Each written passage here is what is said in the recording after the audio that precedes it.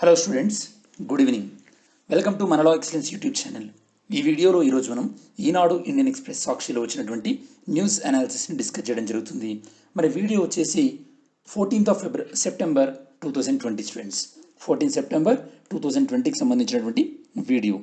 So ఈ video video details కన్నా వెళ్ళే కన్నా ముందు స్టూడెంట్స్, మీకు ఒక చిన్న ఇన్ఫర్మేషన్ ఏంటంటే, ఎప్పుడైనా సరే మన ఈ యొక్క Eenadu Indian Express news analysis video అనేది డైలీ 9 PM ఉంటుంది స్టూడెంట్స్.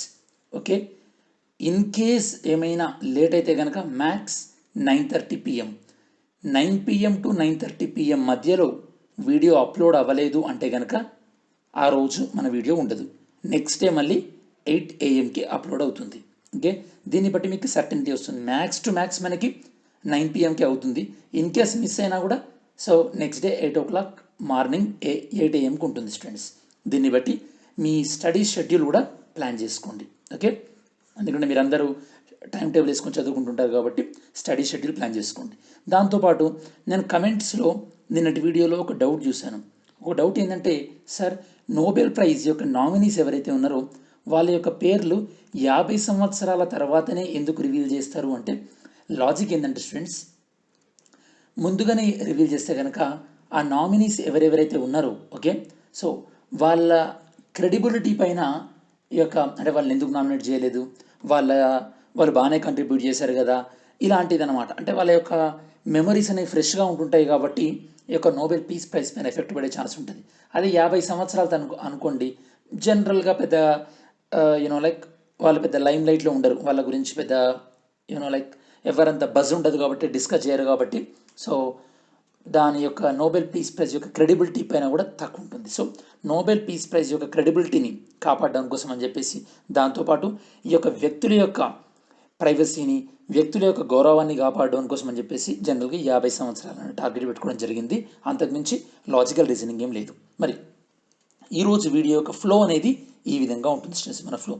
దాంతోపాటు స్టూడెంట్స్, చాలామంది స్టూడెంట్స్ అంటే నిన్న కామెంట్స్లో అడిగింది ఏంటంటే, ఒకటి మున్సిపల్ యాక్ట్ పైన ఒక వీడియో చేయండి అని చెప్పేసి. Definitely I will do the one video on municipal act, Telangana municipal act. ఇంకొకటి ఏంటంటే, ఇంకొకటి అబ్జర్వ్ చేసింది, so one belt one road definitely. And మూడోది నేను ఆలోచిస్తుంది, యూఎస్ ప్రెసిడెంట్ ఎలక్షన్ పైన ఒక వీడియో చేద్దాం అనుకుంటున్నా స్టూడెంట్స్. ఇప్పుడు మనకు ఎలాగో నేను దాంతోపాటు మేడం, సో మేము యూపీఎస్సీ ప్రిలిమ్స్ వీడియో చేస్తున్నాం కదా, ఈ ప్రిలిమ్స్ వీడియోస్ అయిపోయిన తర్వాత కానీ మధ్యలో కానీ యూఎస్ ప్రెసిడెంట్ ఎలక్షన్స్, అసలు యూఎస్ ప్రెసిడెంట్ ఎలా ఎన్నుకుంటారో ఈ వీడియో చేద్దాం అనుకుంటున్నా. ఒకవేళ ఈ వీడియో మరి మీ థాట్స్ ఏందో చెప్పండి. సో బెటర్ అయినా చేస్తే మీకు ఏమైనా ఉపయోగపడుతుందా అని చెప్పేసి, సో చూద్దాం స్టూడెంట్స్. మీ ఒపీనియన్ ఉంటే కనుక నేను definitely I will go forward. Okay, me opinion ఏదో చెప్పండి, మర్చిపోకండి. మరి నిన్నటి వీడియోలో మిమ్మల్ని అడిగిన క్వశ్చన్ ఏంటంటే, ఈ క్రింది ఏ విధానాల ద్వారా ఈ యొక్క పార్లమెంట్ అనేది ఈ యొక్క మంత్రిమండలిని, కౌన్సిల్ ఆఫ్ మినిస్టర్స్ని కంట్రోల్ చేస్తుంది? ఆన్సర్ ఏంటంటే స్టూడెంట్స్, అడ్జర్న్మెంట్ మోషన్ అంటే వాయిదా తీర్మానం ప్రవేశపెట్టడం ద్వారా, దాంతోపాటు క్వశ్చన్ అవర్, దాంతోపాటు సప్లిమెంటరీ క్వశ్చన్స్, వీటన్నింటి ద్వారా కూడా మంత్రిమండలిని పార్లమెంట్ అనేది కంట్రోల్ చేస్తుంది. అంటే nothing but Parliament will control the executive.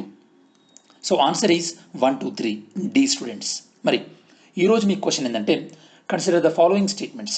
Biodiversity is normally greater in the lower latitudes అక్షాంశాలు తెలుసు కదా స్టూడెంట్స్. ఇక్కడ ఏమంటున్నారంటే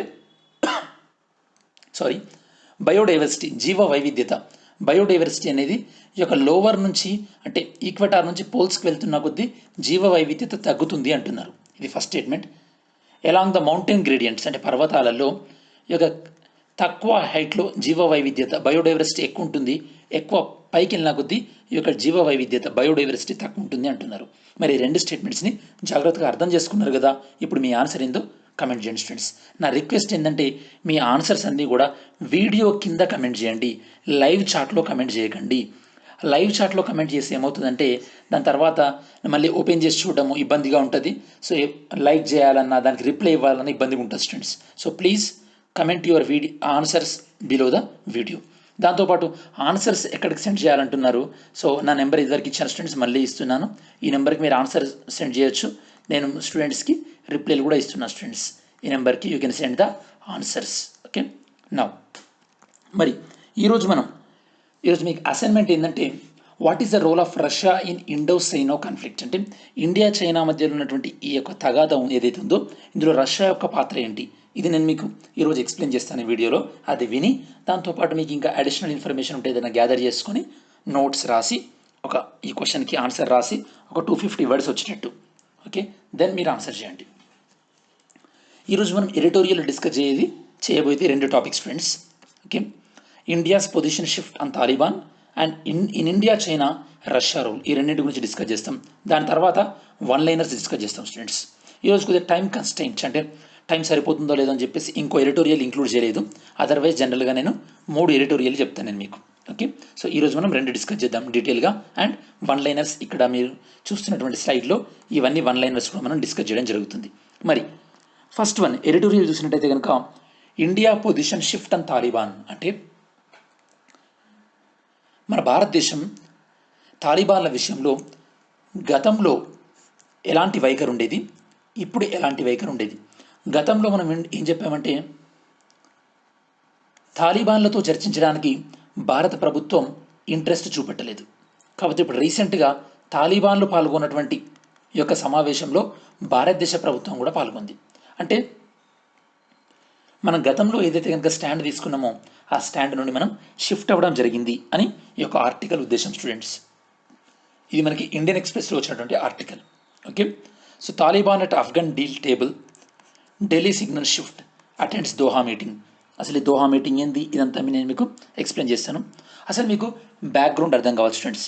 బ్యాక్గ్రౌండ్ అర్థం ఏంటంటే బేసికల్లీ ఈ యొక్క ఎప్పుడైతే కనుక యుఎస్లో ఉన్నటువంటి వరల్డ్ ట్రేడ్ ఈ యొక్క ఏదైతే కనుక వరల్డ్ ట్రేడ్ టవర్స్, ఓకే, ఈ యొక్క వరల్డ్ ట్రేడ్ టవర్స్ ఎప్పుడైతే కనుక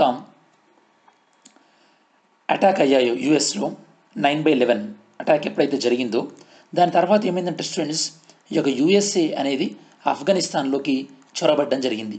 యుఎస్ఏ ఇన్వాజన్ ఇంటూ ఆఫ్ఘనిస్తాన్. మరి ఇక్కడ ఆఫ్ఘనిస్తాన్లో 2 ఫ్యాక్టర్స్ ఉన్నాయి. 2 ఫ్యాక్టర్స్ అవి ఏంటంటే ఒకటి ఈ యొక్క ఆఫ్ఘాన్ ప్రభుత్వం స్టూడెంట్స్, ఆఫ్ఘాన్ గవర్నమెంట్. ఇంకొకటి ఏంటంటే ఈ యొక్క తాలిబాన్లు.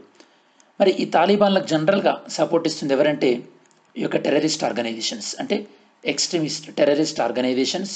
దాంతోపాటు ఈ యొక్క తాలిబాన్లకి పాకిస్తాన్ కూడా సపోర్ట్ ఇస్తుంది స్టూడెంట్స్. పాకిస్తాన్ కూడా సపోర్ట్గా ఉంది. ఈ తాలిబాన్కి అఫ్కోర్స్ ఆల్రెడీ టెర్రరిస్ట్ అని చెప్పాను. ఇందులో ఐఎస్ఐఎస్, ఇండియన్ ముజాహిద్దీన్ లాంటి సంస్థలు కూడా లింక్ ఉన్నాయి అంటున్నారు. మరి యుఎస్ఏ గవర్నమెంట్ ఈ యొక్క సోల్జర్స్ని పంపి ఈ యొక్క ఆఫ్ఘనిస్తాన్లో క్యాంప్స్ ఏర్పాటు చేసి ఎవరికి వ్యతిరేకంగా పోరాడింది, తాలిబాన్లకు వ్యతిరేకంగా పోరాడింది స్టూడెంట్స్. మరి ఇప్పుడు యాక్చువల్లీ అమెరికా సైన్యం వేరే దేశంలో పోరాడడం అనేది ఈ యొక్క అమెరికన్ పీపుల్కి నచ్చదు. American people they don't like this. మరి ఇప్పుడు యుఎస్ ప్రెసిడెంట్ ఎలక్షన్స్ రాబోతున్న ఈ టైంలో అమెరికా ఏంటంటే తను ఆఫ్ఘన్లో ఉన్నటువంటి సోల్జర్స్ అందరినీ కూడా వెనకాలకి రప్పించాలనుకుంటుంది. ఆఫ్ఘనిస్తాన్లో ఉన్నటువంటి సోల్జర్స్ అందరినీ కూడా వెనకాలకి రప్పించాలనుకుంటుంది. మరి ఈ యొక్క పీస్ డీల్లో 2 విషయాలు, వెనకాలకి తీసుకెళ్లడంలో 2 విషయాలు. ఒకటి ఈ యొక్క యుఎస్ ఆర్మీ ట్రూప్స్ని విత్డ్రా చేసుకోవడం, వెనక్కి తీసుకోవడం. 2 ఏంటంటే ఇంట్రా ఆఫ్ఘాన్ డీల్ అంటే ఆఫ్ఘనిస్తాన్లో వివిధ కూటములు ఉన్నాయని చెప్పాను కదా ప్రభుత్వానికి, దాంతోపాటు తాలిబాన్లకు మధ్యలో ఈ యొక్క శాంతి చర్చలు జరపడం. ఇది 2 స్టూడెంట్స్. ఇప్పుడు మనం దేని గురించి డిస్కస్ చేస్తున్నాం, ఇండియా ఎందులో పాల్గొంది. ఇండియా ఈ యొక్క యుఎస్ ఆర్మీ విత్డ్రాల్లో ఇండియాకి సంబంధం లేదు.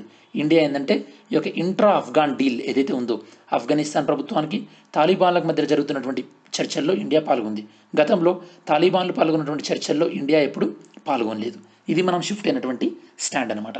ఇప్పుడు మీ కాన్సెప్ట్ క్లారిటీగా అర్థమైంది అనుకుంటా. నౌ చూద్దాం.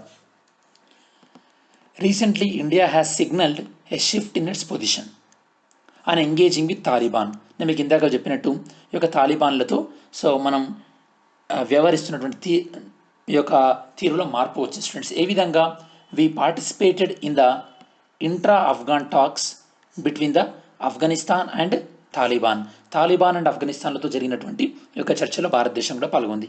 ఈ చర్చలు ఎక్కడ జరిగినాయి అని అడిగే క్వశ్చన్ ఉంటుంది. ఎక్కడ జరిగిన స్టూడెంట్స్? దోహా ఖతార్లో జరిగిన స్టూడెంట్స్. మరి ఇక్కడ మీకు క్వశ్చన్ స్టూడెంట్స్, ఈ యొక్క అరబ్ అరబ్ ద్వీపకల్పంలో అరబ్ పెనిన్సులాలో రీసెంట్గా రెండు దేశాలు ఇజ్రాయెల్తో వాళ్ళ యొక్క సంబంధాలను ఏర్పాటు చేసుకోవడం జరిగింది. డిప్లొమాటిక్ టైస్, ద్వైపాక్షిక సంబంధాలను పునరుద్ధరించుకోవడం జరిగింది. అరబ్ దేశాలు, ఆ రెండు దేశాలు ఏంటి కమెంట్ చేయండి స్టూడెంట్స్.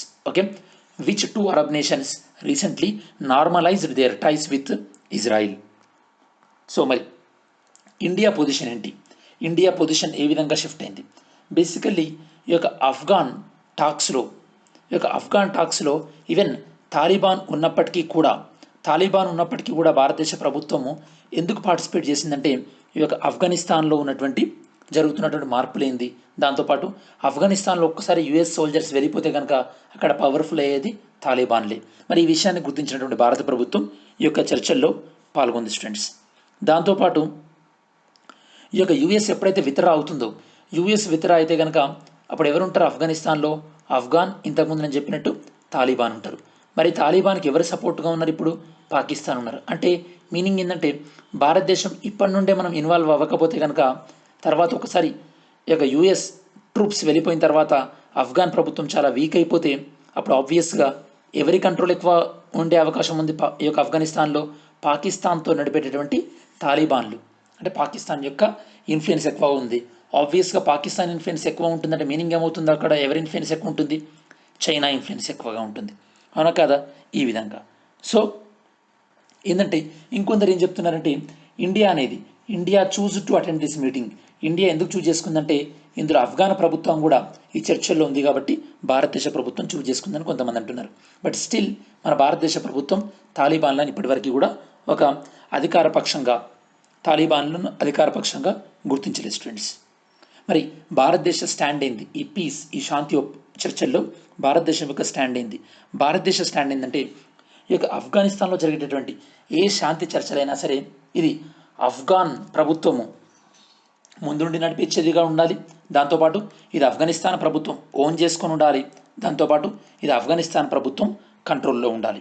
ఓకే, సో దాంతోపాటు ఇంకేం చెప్తుందంటే ఇది ఆఫ్ఘనిస్తాన్లో ఉన్నటువంటి మైనారిటీ ప్రజలు ఎవరు ఉంటారో వాళ్ళని రక్షించే విధంగా, మహిళలను రక్షించే విధంగా ఈ యొక్క పీస్ డీల్ అనేది ఉండాలి. దాంతోపాటు మన భారతదేశం ఇంకా ఏం ఎక్స్పెక్ట్ చేస్తుంది అంటే మన ఇండియన్ ఎంబసీ ఉంటుంది కదా, మన భారతదేశ దౌత్య కార్యాలయం, దాని ప్రొటెక్షన్కి సంబంధించి, దాంతోపాటు ఇండియన్ కంపెనీస్ అండ్ భారతదేశం అక్కడ కొన్ని వర్క్స్ చేస్తుంది. మీకు ఇక్కడ క్వశ్చన్ ఏంటంటే స్టూడెంట్స్, ఇండియా అండ్ ఆఫ్ఘనిస్తాన్ కలిసి ఒక ఇరిగేషన్ ప్రాజెక్ట్, ఒక డ్యామ్ని కూడా ఈ యొక్క ఆఫ్ఘనిస్తాన్లో కన్స్ట్రక్ట్ చేయడం జరిగింది. మరి ఆ ఇరిగేషన్ ప్రాజెక్ట్ యొక్క నేమ్ ఏంటి? మరి ఇలాంటి ఇండియా అసెట్స్ ఏమైతే ఉన్నాయో ఆఫ్ఘనిస్తాన్తో కలిసి నిర్మించినాయి వాటన్నిటి కూడా ప్రొటెక్షన్ ఉండాలని చెప్పేసి వీళ్ళు అడుగుతున్నారు స్టూడెంట్స్. దాంతోపాటు India supports the independent and sovereign Afghanistan, అంటే ఈ యొక్క సార్వభౌమంగా, దాంతోపాటు ఈ యొక్క ఇండిపెండెన్స్ స్వతంత్రంగా ఉండే ఆఫ్ఘనిస్తాన్ని ఎంకరేజ్ చేస్తుంది. అంటే పాకిస్తాన్ ఎఫెక్ట్ కానీ లేదా ఐఎస్ఐ యొక్క ప్రభావం కానీ ఎలాంటి ప్రభావం ఉండనటువంటి ఆఫ్ఘనిస్తాన్ని భారతదేశ ప్రభుత్వం కోరుకుంటుంది స్టూడెంట్స్. మరి భారతదేశంకి ఉన్నటువంటి ఇంట్రెస్ట్ నేను మీకు ఆల్రెడీ ఎక్స్ప్లెయిన్ చేశాను. కొన్ని ప్రాజెక్టులు కట్టారు, దాంతోపాటు ఆఫ్ఘనిస్తాన్లో ఈవెన్ పార్లమెంట్ కట్టడానికి కూడా మనం ఈ యొక్క ఫండింగ్ ఇవ్వడం జరిగింది స్టూడెంట్స్. మరి ఇందులో ఉన్నటువంటి ఛాలెంజెస్, సవాళ్ళు ఏంటి? ఫస్ట్ ఆఫ్ ఆల్ ఏంటంటే స్టూడెంట్స్, ఈ యొక్క భారతదేశం ప్రభుత్వం యొక్క అనుమానం ఏంటంటే ఈ యొక్క తాలిబాన్లకి పాకిస్తాన్ యొక్క ఐఎస్ఐతోని లింక్స్ ఉన్నట్టు, దాంతోపాటు ఈ యొక్క ఐఎస్ఐ వీళ్లకు తీవ్రవాద గ్రూప్ నెట్వర్క్ ఏంటంటే హక్కానీ నెట్వర్క్, దీన్ని ఉపయోగించుకొని ఈ యొక్క ఆఫ్ఘనిస్తాన్లో ఉన్నటువంటి భారత ఆస్తులు ఏవైతే ఉన్నాయో వాటిని టార్గెట్ చేయాలని చెప్పేసి ఈ యొక్క ఐఎస్ఐ అని ఈ విషయంలో తాలిబాన్ను ఉపయోగించుకునే అవకాశం ఉందని భారతదేశ ప్రభుత్వం భావిస్తుంది స్టూడెంట్స్. దాంతోపాటు ఈ యొక్క తాలిబాన్స్కి మన భారతదేశంలో తీవ్రవాద చర్యలు చేసినటువంటి జైషే మహమ్మద్ అంటే పుల్వామా అటాక్, ఈ యొక్క లష్కర్ ఏ తోయిబా ఇట్లాంటి సంస్థలతో కూడా తాలిబాన్లకు సంబంధం ఉన్నట్టు భారతదేశ ప్రభుత్వం అనుమానిస్తుంది. నేను మీకు ఇందాక చెప్పినట్టు తాలిబాన్లను ఇప్పటివరకు అయితే భారతదేశ ప్రభుత్వం అంగీకరించలేదు స్టూడెంట్స్. ఏదేమైనప్పటికీ ఈ విధంగా మనకి స్టాండ్ షిఫ్ట్ అవ్వడం అనేది మన ఇండియన్ ఫారిన్ రిలేషన్స్లో ఒక ఇంట్రెస్టింగ్ పాయింట్ అని కూడా మనం చెప్పొచ్చు. దాంతోపాటు ఇది ఈ యొక్క ఆఫ్ఘనిస్తాన్లో మారుతున్నటువంటి ఈ యొక్క రాజకీయ సమీకరణలకి ఒక ఇండికేషన్ అని కూడా మనం చెప్పొచ్చు ఫ్రెండ్స్. సెకండ్ వన్ ఏంటంటే in India China the Russia rule. అసలు ఇక్కడ రష్యా ఎందుకు వచ్చింది మనకి రీసెంట్గా ఈ యొక్క ఈస్టర్న్ లడాఖ్లో ఎప్పుడైతే కనుక ఈ యొక్క కన్ఫ్లిక్ట్స్ అంటే ఈ యొక్క గొడవలు స్టార్ట్ అయ్యాయో ఈస్టర్న్ లడాఖ్లో, అప్పుడు రష్యా అనేది 2 సార్లు ఈ యొక్క ఫోకస్లోకి వచ్చింది. ఒకటి RIC meeting, Russia India China meeting జరిగింది. అప్పుడు జైశంకర్ మన ఫారిన్ మినిస్టర్ జైశంకర్ కూడా వెళ్ళడం జరిగింది అప్పుడు. దాంతోపాటు సెకండ్ ఏంటంటే ఈ యొక్క రీసెంట్గా జరిగినటువంటి ఒక షాంఘై కోఆపరేషన్ ఆర్గనైజేషన్, ఇందులో మన డిఫెన్స్ మినిస్టర్ అండ్ మన ఫారిన్ మినిస్టర్ కూడా చైనా కౌంటర్ పార్ట్స్తో సమావేశం అవ్వడం జరిగింది. And China foreign minister, Indian foreign minister, నేను మీకు నిన్నటి వీడియోలో ఒక 5 పాయింట్ ఫార్ములా, ఒక పీస్ ప్రిన్సిపల్ని కూడా అనౌన్స్ చేయడం జరిగింది. నేను మీకు అసైన్మెంట్ కూడా ఇచ్చాను. ఏంది ఇప్పుడు చేసుకున్నటువంటి 5 పాయింట్ ఫార్ములాను గతంలో చేసుకున్నటువంటి పంచశీల్ అగ్రిమెంట్తో కంపేర్ చేస్తూ ఒక ఆన్సర్ రాయండి అని. ఇట్లాంటివి మనకు చాలా ఇంపార్టెంట్ స్టూడెంట్స్. మరి ఇంత డిస్కషన్ చేస్తున్నాం కాబట్టి మరి చైనా యొక్క రోల్ ఏంటి, ఇది మనకి ఈరోజు న్యూస్ పేపర్లో ఈనాడులో వచ్చింది స్టూడెంట్స్. రష్యా చొరవతో కొత్త పంచశీల్. మరి చూద్దాం స్టూడెంట్స్. ఓకే,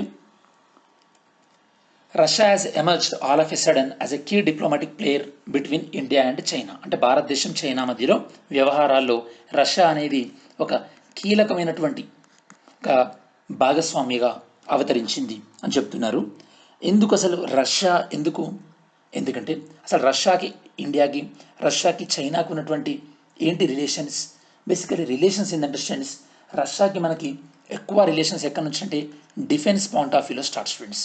దాంతోపాటు మీకు గుర్తుంటే కనుక మనకి ఎకనామిక్ రిఫార్మ్స్ 1991లో ఎకనామిక్ రిఫార్మ్స్ తీసుకొచ్చినప్పుడు అంతకుముందు మన దగ్గర ఎక్కువగా మన ఎక్స్పోర్ట్స్ ఎక్కువ ఎక్కడికి వెళ్ళేవంటే USSRకి వెళ్ళేది.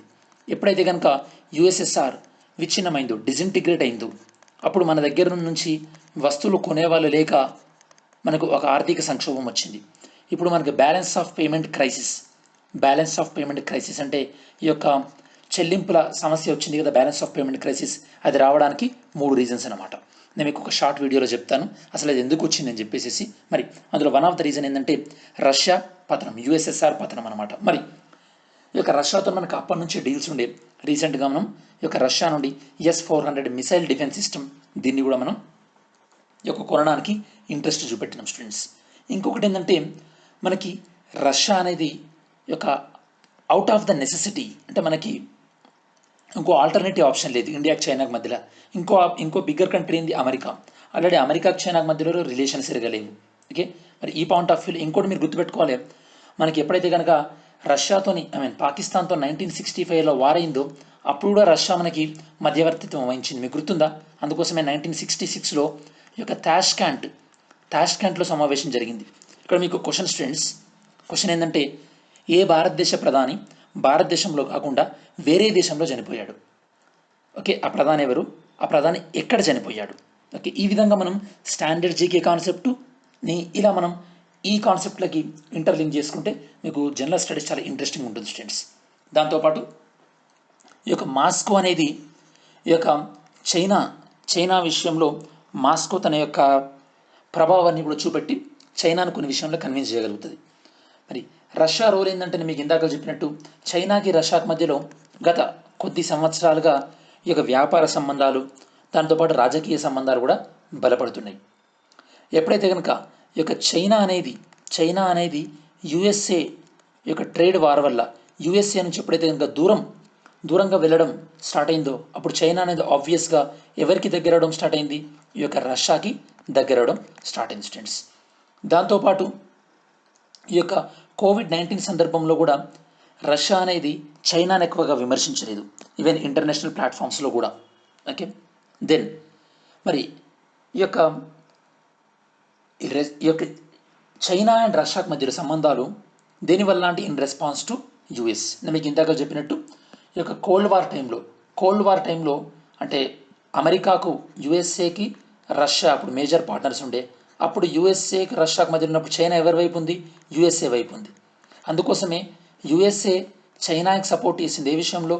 UN సెక్యూరిటీ కౌన్సిల్లో పర్మనెంట్ మెంబర్ కంట్రీస్ ఉంటాయి కదా స్టూడెంట్స్, అందులో సభ్యత్వం రావడానికి చైనాకి యుఎస్ఏని హెల్ప్ చేసింది. మీకు ఇంట్రెస్ట్ ఉంటే కనుక ఆ హెల్ప్ చేయడంలో ఏ ప్రెసిడెంట్ ఇన్వాల్వ్మెంట్ ఎక్కువ ఉంది? US president.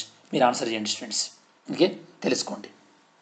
అంటే ఏ ప్రెసిడెంట్ ఉన్నప్పుడు ఇండియాతోనే యుఎస్ఏ సంబంధాలు చాలా లోయెస్ట్ స్టేజ్లో ఉన్నాయి, చైనాతో సంబంధాలు హయ్యెస్ట్ స్టేజ్లో ఉన్నాయి. ఆన్సర్ చేయండి స్టూడెంట్స్.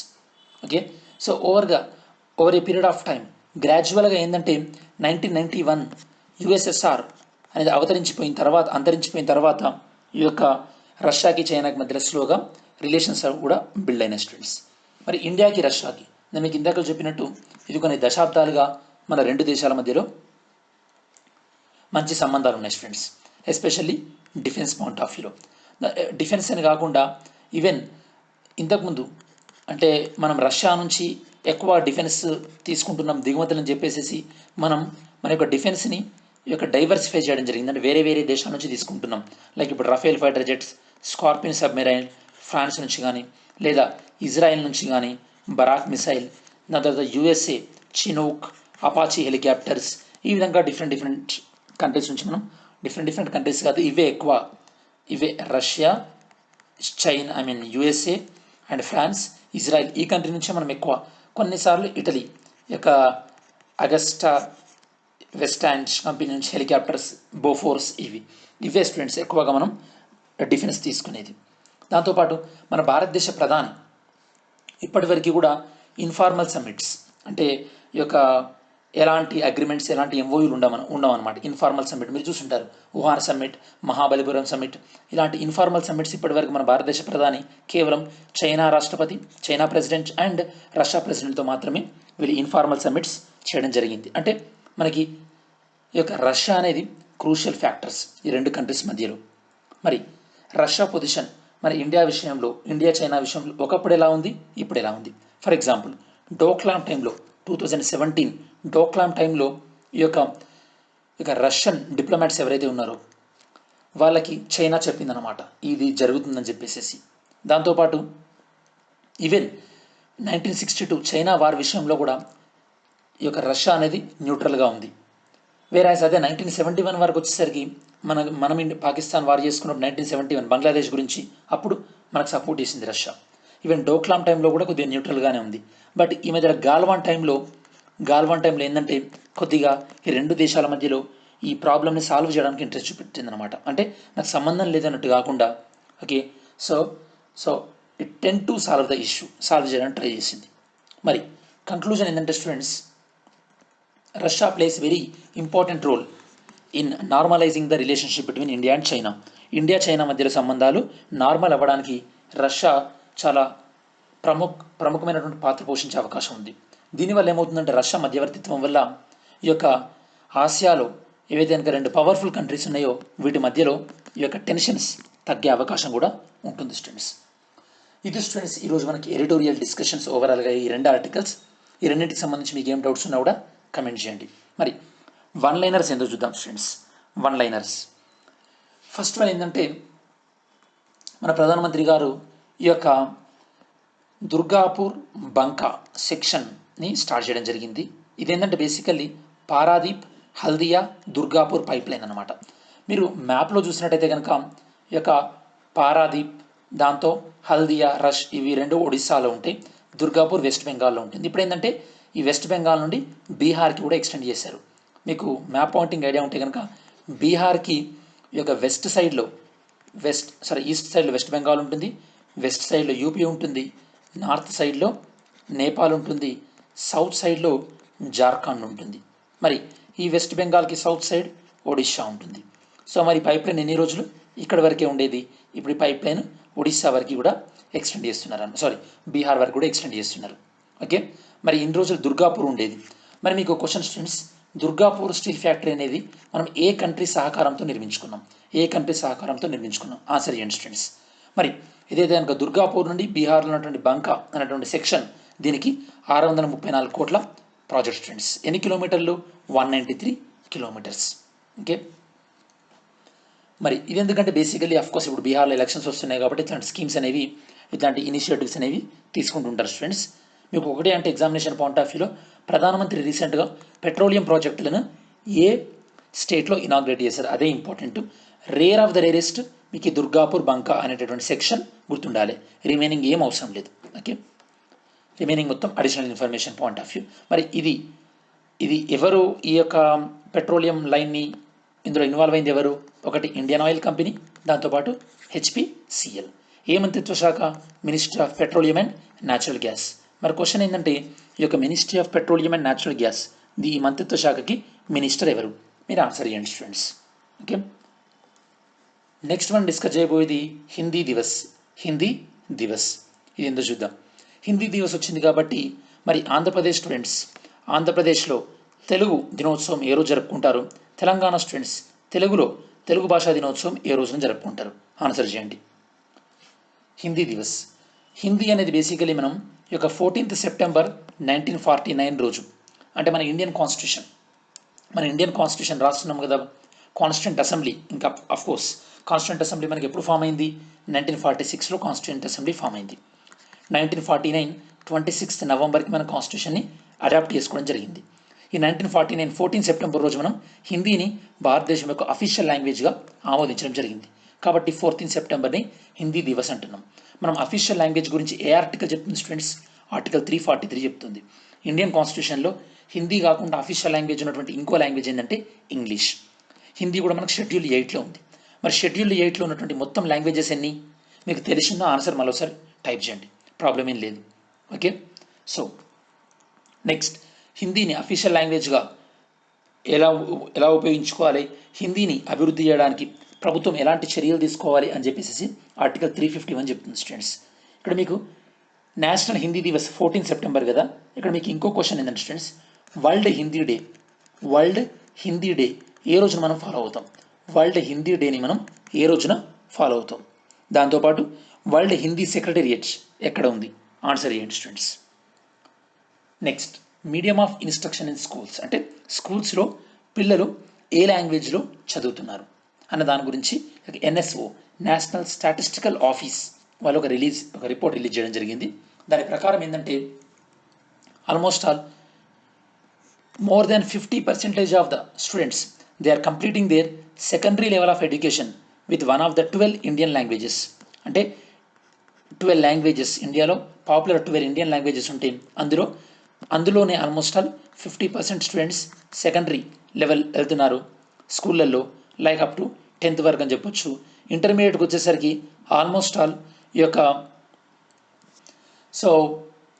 8 లాంగ్వేజెస్, అంటే one of the 8 home languages. అంటే ఇండియా మొత్తం మీద 8 హోమ్ లాంగ్వేజెస్ ఉంటాయి. లైక్ హిందీ 4-5 రాష్ట్రాలలో హిందీ ఉంటుంది అట్లా.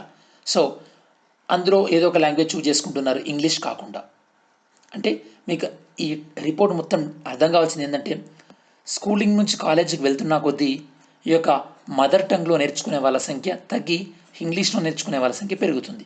అఫ్కోర్స్ హయ్యర్ స్టడీస్కి వెళ్ళినా కొద్దీ ఆబ్వియస్గా అదే జరుగుతుంటుంది స్టూడెంట్స్. ఓకే, సో ఎక్కువగా ఈ యొక్క చాలామంది స్టూడెంట్స్ వెస్ట్ బెంగాల్, గుజరాత్, అస్సాం ఈ రాష్ట్రాల్లో ఉండే పిల్లలు almost all 70% of the students ఆ రాష్ట్రాల్లో ఉండేవాళ్ళు వాళ్ళ లోకల్ లాంగ్వేజ్లోనే ఎడ్యుకేషన్ ఉంటుంది. అదే తెలుగు స్టూడెంట్స్ మనం కానీ వేరే రాష్ట్రాలలో ఈ యొక్క క్లాస్ 10th వరకు లోకల్ లాంగ్వేజ్తో పాటు ఇంగ్లీష్లో మనం నేర్చుకుంటున్నాం. కొంతమంది అసలు మొత్తం ఇంగ్లీష్ మీడియంలోనే చదువుతున్నారు. సో ఇన్ జనరల్గా మీకు చెప్పేది ఏంటంటే ఓవరాల్గా ఈ యొక్క NSO సర్వే రివీల్ చేసేది ఏంటంటే 91% of the students, highest 91% of the students school లెవెల్లో అస్సాంలో అస్సాం లాంగ్వేజ్లో నేర్చుకుంటున్నారు. నెక్స్ట్ ఒడిస్సాలో 100 స్టూడెంట్స్ ఉంటే స్కూల్లో ఒడిస్సా లాంగ్వేజ్లో చదువుతున్న వాళ్ళు ఎంతమంది? 90% పీపుల్ అన్నమాట. So as it is going upward ఈ యొక్క నెక్స్ట్ లెవెల్కి వెళ్తున్న కొద్దీ ఇది తగ్గుతూ వస్తుంది. ఈవెన్ నేషనల్ ఎడ్యుకేషన్ పాలసీ 2020 కూడా ఏం చెప్పిందంటే ఈ యొక్క 3 లాంగ్వేజ్ పాలసీని ఫాలో కావాలి అని చెప్పేసి అంటున్నారు. అంటే లైక్ లోకల్ లాంగ్వేజ్ ఒకటి, ఇంగ్లీష్ ఒకటి, హిందీ ఒకటిని. ఇది సౌత్ ఇండియాలో చాలా స్టేట్లు వ్యతిరేకిస్తున్నాయి. ఎందుకంటే మేము ఇక్కడ హిందీ లాంగ్వేజ్ నేర్పినప్పుడు మన నార్త్ ఇండియాలో కూడా ఎలాంటి స్ట్రక్చర్ ఉండాలి, ఆ రాష్ట్రంలో ఉన్నటువంటి ఒక లాంగ్వేజ్ ఉండాలి, ఇంగ్లీష్ ఉండాలి, సౌత్ ఇండియాకి సంబంధించిన ఏదో ఒక లాంగ్వేజ్ ఉండాలి, అవునా కదా? మరి అలా లేదు కదా, డిస్క్రిమినేషన్ ఉందని చెప్పేసి చాలామంది పాలసీని వ్యతిరేకిస్తున్నారు. నెక్స్ట్ మనం డిస్కస్ చేయబోయేది ప్రధానమంత్రి మత్స్య సంపద యోజన. ఇది దేనికి సంబంధించి స్టూడెంట్స్? ఇది దేనికి సంబంధించిందంటే ఆబ్వియస్గా నేమ్లోనే ఉంది ఈ యొక్క ఫిషరీస్ని ఎంకరేజ్ చేయడానికి ఈ స్కీమ్ని యాక్చువల్గా ఆన్లైన్ ద్వారా రీసెంట్గా మన ప్రధానమంత్రి గారు ఈ యొక్క బీహార్లో స్టార్ట్ చేశారు ఆన్లైన్ ద్వారా అనమాట. ఓకే, సో ఇది పిఎంఎంఎస్వై. మీకు ఆత్మనిర్భర్ భారత్ అభియాన్ అన్నప్పుడు ఏ స్కీమ్లో ఎవరికి ఎంత మనీ అని చెప్పేసి నేను మీకు ఒక వీడియో చేశాను, గుర్తుంటుంది. అప్పుడు నేను మీకు దీని గురించి కూడా చెప్పాను స్టూడెంట్స్. సో ఈ స్కీమ్ స్టార్ట్ చేసేటప్పుడు మిగతా కొద్ది యానిమల్ హస్బెండరీ అంటే ఈ యొక్క డైరీకి సంబంధించి కానీ లేదా మిగతా వాటి గురించి కూడా కొన్ని స్కీమ్స్ని ప్రధానమంత్రి లాంచ్ చేయడం జరిగింది. ఇందులో బేసికల్లీ ఈ యొక్క ప్రధానమంత్రి మత్స్య సంపద యోజన అనేది మెయిన్ స్కీమ్ అనమాట. దీన్ని ఆత్మనిర్భర్ భారత్ అభియాన్ ప్రాజెక్టులో భాగంగా దీన్ని ప్రకటించారు స్టూడెంట్స్. మరి దీని ఒక ఆబ్జెక్టివ్ ఏంటంటే ఎక్కడైతే కనుక ఫిషరీస్ ఎక్కువ ఉంటుందో వాటి మనం ఫిషరీ క్లస్టర్స్ అంటారు అనమాట. వాటిని గుర్తించి వాటిని అభివృద్ధి చేయాలి. దాంతోపాటు ఫిషరీస్ ఎక్కువ ఉన్న దగ్గర ఫిషరీకి సంబంధించినటువంటి ఇండస్ట్రీస్, దీన్ని మనం ఫార్వర్డ్ లింకేజ్ అంటారు, ఫార్వర్డ్ లింకేజ్. అదే ఫిషరీస్ ఇండస్ట్రీస్ దగ్గర ఎక్కడైతే ఉంటాయో అక్కడ ఫిషరీస్ని ఎంకరేజ్ చేయడం, దీన్ని మనం బ్యాక్వర్డ్ లింకేజ్ అంటాం. మనం యూపీఎస్సీలో చదివేటప్పుడు ఎక్కువ ఈ యొక్క ఫుడ్ ప్రాసెసింగ్, ఆహార శుద్ధి, ఫుడ్ ప్రాసెసింగ్ చదివేటప్పుడు ఈ ఫార్వర్డ్ లింకేజ్, బ్యాక్వర్డ్ లింకేజ్ ఎక్కువ చదువుతుంటాం అనమాట. వీటిని ఎంకరేజ్ చేయాలి. మరి టార్గెట్స్ ఏంటి దీని గురించి? టార్గెట్స్ ఏంటంటే ఈ యొక్క ఫిష్ ప్రొడక్షన్ని ఇంకా ఒక 70 లక్షల టన్నులు ఎక్కువ ఎంకరేజ్ చేయాలి, ఇంకా పెంచాలి. ఎప్పటి వరకు? 24-25 వరకు. దాంతోపాటు మన ఎక్స్పోర్ట్స్ని మనం అప్ టు ఈ యొక్క 1 lakh crores వరకు కూడా ఒక ఫిష్ ఎక్స్పోర్ట్స్ని పెంచాలి. దాంతోపాటు ఫిషర్మ్యాన్స్ యొక్క ఇన్కమ్ని డబుల్ చేయడం. దాంతోపాటు ఫిష్ ఏవైతే కనుక మనం చేపలు పట్టిన తర్వాత అందులో ఉన్నటువంటి లాస్ని ఇప్పుడు 20-25% లాస్ ఉంది. అంటే మనం ఇప్పుడు 100 వర్త్ ఉన్నటువంటి ఫిష్ మనం క్యాచ్ చేస్తే కనుక అందులో 75 వర్త్ ఉన్నవి మాత్రమే మనం కాపాడుకోగలుగుతున్నాం, మిగతావి పాడైపోవడం ఇలాంటివి జరుగుతున్నాయి. దీన్ని నిరోధించాలంటే ఏం చేయాలి? మనం ఈ యొక్క కోల్డ్ స్టోరేజ్, నేను మీకు ఒక ఫ్యూ డేస్ బ్యాక్ మీకు కోల్డ్ స్టోరేజ్ లింక్ ప్రోగ్రామ్ని ఒకటి ఉంది, నేను మన ప్రభుత్వం ఎంకరేజ్ చేస్తుందని చెప్పాను. అలాంటివి ఎంకరేజ్ చేయాలి. దాంతోపాటు ఈ యొక్క ఫిషరీ సెక్టర్ని ఎంకరేజ్ చేయడం ద్వారా ఆల్మోస్ట్ ఆల్ 55 lakhs 55 లక్షల కొత్త ఉద్యోగాలను కూడా సృష్టించాలని ప్రభుత్వం భావిస్తుంది స్టూడెంట్స్. ఈ యొక్క బడ్జెట్లో కూడా సో 2020, 21 నుండి 24-25 మధ్యలో ఈ యొక్క ఇన్వెస్ట్మెంట్స్ ఆల్మోస్ట్ 20,000 కోట్లను దీనికి కేటాయిద్దామని చెప్పేసి ప్రభుత్వం భావిస్తుంది. మరి దీన్ని ఏ విధంగా ఇంప్లిమెంట్ చేస్తారు? దీన్ని 2 విధాలుగా ఇంప్లిమెంట్ చేస్తారు. ఒకటి సెంట్రల్ సెక్టార్ స్కీమ్, అంటే కంప్లీట్ ఫండింగ్ సెంట్రల్ గవర్నమెంటే ఉంటుంది. ఇంకోటి సెంట్రల్లీ స్పాన్సర్డ్ స్కీమ్, ఇందులో certain amount of the money central government ఇస్తుంది, ఇంకోటి లోకల్ గవర్నమెంట్ పెట్టుకోవాలి. ఫర్ ఎగ్జాంపుల్ స్పెషల్ స్టేటస్ ఉన్నటువంటి స్టేట్స్ ఉన్నాయనుకోండి, అక్కడ 90% ఫండింగ్ సెంట్రల్ ఇస్తుంది, 10% స్టేట్ ఇస్తుంది. అదే నార్మల్ అయితే కనుక సెంటర్ 60%, స్టేట్స్ 40% ఫండింగ్, ఇలా ఉంటుంది స్టూడెంట్స్. దీని ద్వారా మనము ఈ యొక్క స్కీమ్ని ఇంప్లిమెంట్ చేస్తామన్నమాట. ఓకే, నెక్స్ట్ మనం డిస్కస్ చేయబోయేది సింగపూర్ కన్వెన్షన్ అండ్ మీడియేషన్. మీకు బాగా గుర్తుపెట్టుకోండి స్టూడెంట్స్, మీడియేషన్ అంటే మన తెలుగులో మధ్యవర్తిత్వం అనమాట. మరి మీడియేషన్ అనేది ఒక పెద్ద సర్కిల్లో ఒక పార్ట్ అనమాట. ఏ సర్కిల్లో పార్ట్? మీడియేషన్ అనేది బేసికల్లీ ఆల్టర్నేటివ్ డిస్ప్యూట్స్ రిజల్యూషన్, ఇందులో ఒక భాగం. అంటే ఏదైనా ఒక వివాదాన్ని ప్రత్యామ్నాయ మార్గాల ద్వారా ఏ విధంగా మనం పరిష్కరించుకోవచ్చు, దాన్ని మనం ఆల్టర్నేటివ్ డిస్ప్యూట్ రిజల్యూషన్ అంటాం.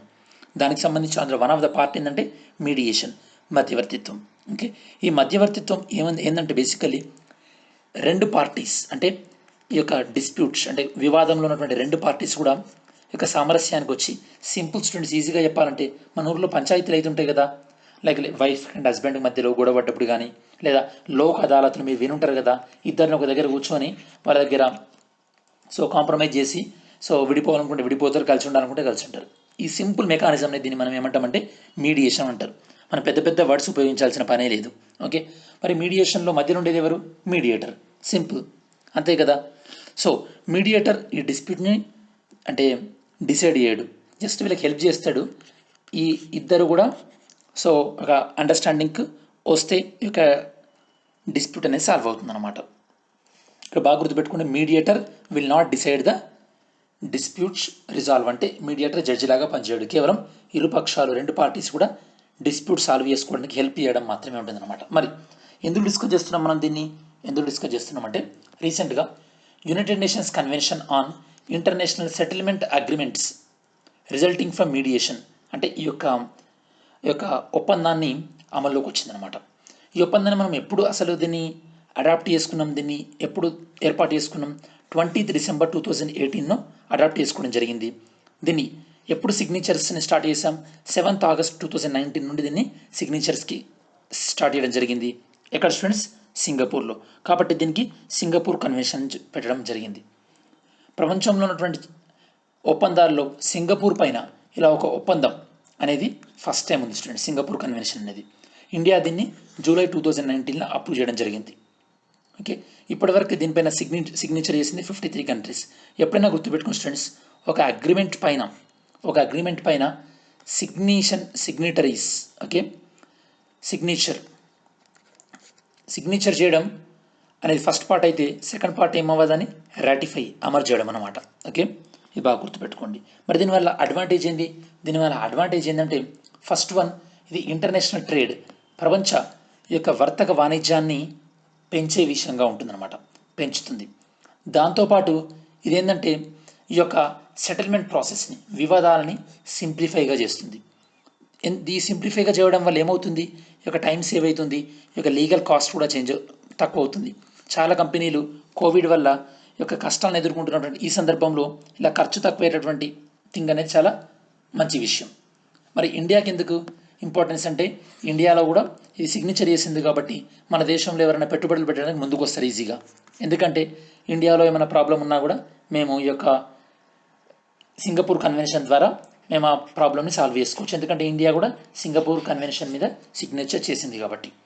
ఓకే, సో దీనివల్ల నేను మీకు ఇందాక చెప్పినట్టు ఫారిన్ ఇన్వెస్టర్స్ కూడా ఎక్కువగా ఇన్వెస్ట్మెంట్ చేసే అవకాశం ఉంది స్టూడెంట్స్. ఇది ఇంపార్టెన్స్ అనమాట. మరి నేను మిమ్మల్ని మ్యాప్ యాక్టివిటీకి సంబంధించిన క్వశ్చన్ అడగలేదు కాబట్టి ఈరోజు మ్యాప్ యాక్టివిటీ క్వశ్చన్ ఏంటంటే స్టూడెంట్స్, ఫిల్బిత్ టైగర్ రిజర్వ్ మ్యాప్లో ఎక్కడుంది? ఇది ఏ రాష్ట్రంలో ఉంది? కమెంట్ చేయండి స్టూడెంట్స్. Okay, next quiz. నిన్న మనం క్విజ్ కూడా మిస్ అయింది కొద్దిగా, నేను బిజీ ఉండడం వల్ల. మొన్నటి క్వశ్చన్స్కి నేను ఆల్రెడీ ఆన్సర్ చెప్పేశాను. ఈరోజు క్విజ్ క్వశ్చన్స్ అడుగుతున్నాను.